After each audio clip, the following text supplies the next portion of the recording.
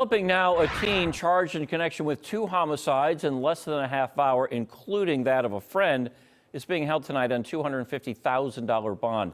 Bill Miston live for us at the Milwaukee County Courthouse. And Bill, if convicted on these charges as an adult, it could effectively mean a life sentence.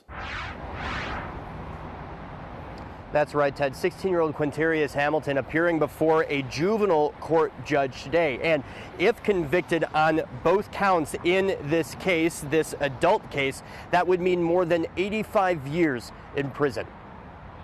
Felony murder, armed robbery as a party to a crime. 16-year-old Quintarius Hamilton is showing little reaction as Judge Audrey Skorowski read off the charges and penalties he faces if convicted. It's 2 separate homicides that happen within an hour of one another. Hamilton charged with felony murder, armed robbery as party to a crime in the May 2nd shooting death of 19-year-old Callista Baker, and first-degree reckless homicide, use of a dangerous weapon, in the killing of his friend and neighbor, 15-year-old Jacob Howard, less than a half hour later.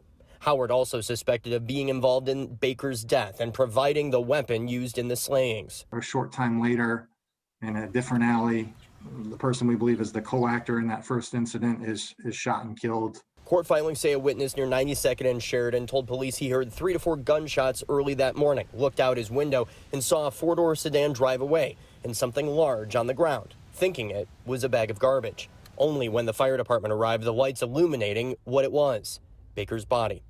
Court filings say Hamilton admitted to messaging with Baker about purchasing $400 in Xanax, but that he and Howard didn't have the money and intended to rob her.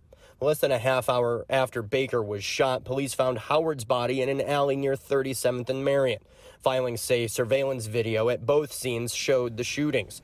Rifle casings were recovered from both scenes. Police say match the caliber of an AR-15 reportedly stolen by Howard from his brother. Prosecutors say Hamilton's cell phone puts him in the area of both crime scenes, and a car used in both is similar in description to one suspected to be stolen by Hamilton and Howard in the days prior. Here we have 2 very, very serious allegations. The degree of violence was substantial. Hamilton's bond is set at $250,000.